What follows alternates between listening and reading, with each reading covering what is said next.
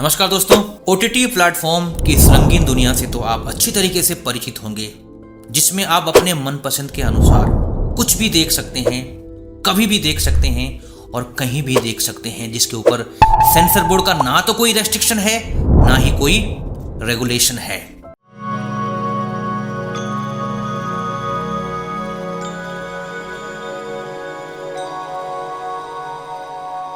OTT platform एक ऐसी media service है जिसके अंदर कई वैरायटी के, कई कैटेगरीज के, कई भाषाओं में shows, movies, web series, documentary आदि उपलब्ध हैं। सच में ओटीटी प्लेटफॉर्म में जो कंटेंट्स दिखाए जा रहे हैं उसके कारण एंटरटेनमेंट इंडस्ट्री में बहुत बड़ी क्रांति आई है। उसने लोगों की देखने की हैबिट को एक नया आकार दे दिया है। खास करके जो नए लोग हैं, नए एक्टर्स हैं, डायरेक्टर्स हैं, प्रोड्यूसर्स हैं, कंटेंट क्रिएटर्स हैं, उनको बहुत ज़्यादा मौका मिला है और उन्होंने अपनी क्रिएटिविटी को कहो या अपने हिसाब से जो वो दिखाना चाह रहे थे उसके हिसाब से वो दिखा सकते हैं और अपने कंटेंट को और खुद को पॉपुलर कर सकते हैं। लेकिन इसमें एक क्रिटिकल सवाल खड़ा होता है, जो भी कंटेंट परोसे जाते हैं उसका समाज के ऊपर और कल्चर के ऊपर कितना नेगेटिव इम्पैक्ट पड़ रहा है।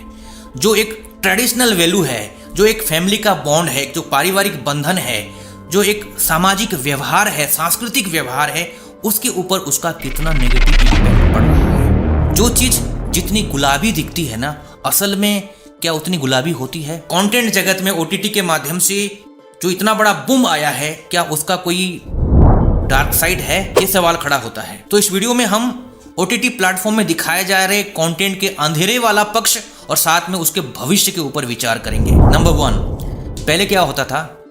जो भी केबल टीवी में हम लोग चीजें देखते थे, एंटरटेनमेंट करते थे, फैमिली के साथ बैठ करके देख सकते थे और उसके कारण एक फैमिली का एक बंधन मजबूत हुआ करता था। लेकिन आजकल ऐसा नहीं है।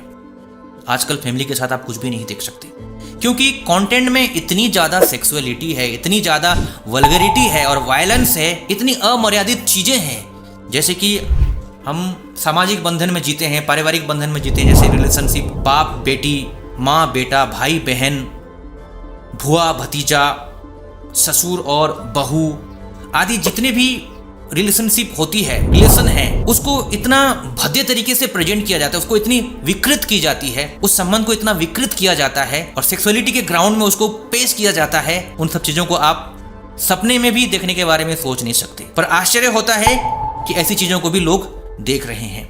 इसलिए फैमिली के साथ नहीं देख पाने की वजह से कहीं ना कहीं जो हम साथ में देख करके एक दूसरे को वैल्यू देते थे और अपना एक्सपीरियंस शेयर करते थे, वो सब आप नहीं कर सकते। अब परिवार में क्या एक्सपीरियंस शेयर करोगे? दोस्त भी आपस में ये एक्सपीरियंस शेयर नहीं कर पाते हैं। इतना ज्यादा कंटेंट अमर्यादित और सेंसिटिव हो चुका है। एक सर्वे के अनुसार, गवर्नमेंट ऑफ इंडिया के एक सर्वे के अनुसार रिपोर्ट है कि 55% लोग अकेले में ओटीटी में कंटेंट देखना चाहते हैं, या तो जो सिमिलर माइंडसेट के लोग हैं वो लोग अकेले में देखना चाहते हैं। ओनली 16% लोग ही फैमिली के साथ कंटेंट देखते हैं। जो लगभग 30% लोग बचे हुए हैं, उनके ऊपर भी प्रभाव पड़ रहा है।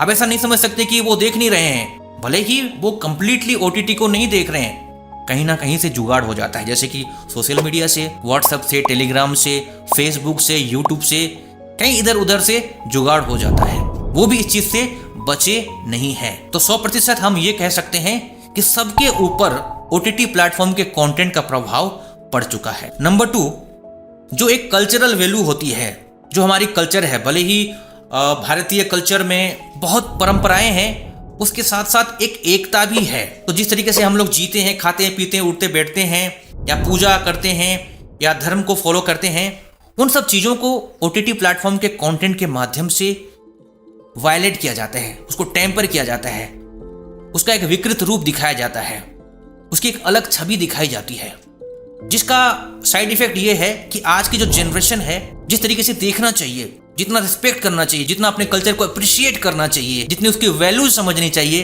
वो उस तरीके से वैल्यू नहीं करते हैं। नेटफ्लिक्स और अमेजॉन प्राइम वीडियो के ऊपर तो ये आरोप है, उसने सबसे ज्यादा वेस्टर्न कंट्रीज के वैल्यू को और उसके लाइफस्टाइल को प्रमोट किया है, जो हमारे भारतीय नैतिकता और भावनाओं के विपरीत है। डिज्नी प्लस हॉटस्टार के ऊपर भी क्रिटिसिज्म हुआ है कि उन्होंने रीजनल कंटेंट को बहुत ज्यादा नेग्लेक्ट किया है। कुल मिलाकर ये है कहीं ना कहीं OTT प्लेटफॉर्म के कंटेंट के माध्यम से एक कल्चरल वैल्यू डाउन हुई है और एक सांस्कृतिक विकृति पैदा हुई है। नंबर 3, जो कैरेक्टर दिखाए जाते हैं, जो सिचुएशन और जो घटनाएं प्रस्तुत की जाती है वो इतनी संवेदनशील होती है जो आपके विचारों को, आपकी भावनाओं को, आपके व्यवहार को उत्तेजित करता है। उसी से ही आपका दृष्टिकोण, आपका विश्वास और मूल्य में एक नकारात्मक परिवर्तन होता है और युवाओं के लिए ये सकारात्मक या हेल्दी इंडिकेशन है ही नहीं। नंबर 3, OTT प्लेटफॉर्म पर कुछ ऐसे ग्राफिक्स दिखाई जाती है, कुछ विचलित करने वाली चीजें दिखाई जाती है जो काफी परेशान करने वाली होती है, जो दर्शकों को रोमांचित और चौंका देने वाली चीजें होती है। उसको बार बार देखने की वजह से जो नॉर्मली हमारे अंदर संवेदनशीलता होती है वो खत्म हो जाती है। हम असंवेदनशील बन जाते हैं। जो एक सहानुभूति होनी चाहिए, जो एक करुणा होनी चाहिए, जो एक नैतिकता की भावना होती है, उसको हम खो देते हैं और इससे आक्रामकता, हिंसा, अपराध और असामाजिक व्यवहार को बढ़ावा मिलता है और ये समाज के लिए अच्छा सिग्नल नहीं है।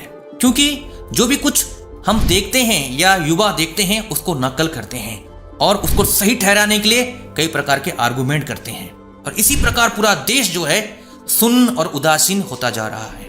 नंबर 4, जो भी चीजें परोसी जाती है, जो भी चीजें दिखाई जाती है वो वास्तविक में सच नहीं होती है।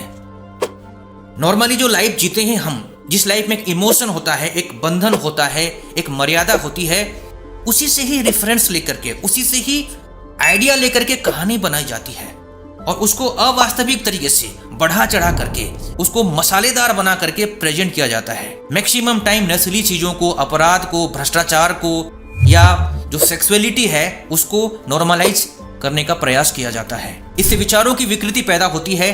जो एक क्रिटिकल थिंकिंग होती है, जो एक लॉजिकल थिंकिंग होती है, उसको हम खो देते हैं, जिसके कारण हमारी आत्म छवि, आत्मसम्मान और जो एक आत्म मूल्य है उसके ऊपर एक नकारात्मक प्रभाव पड़ता है।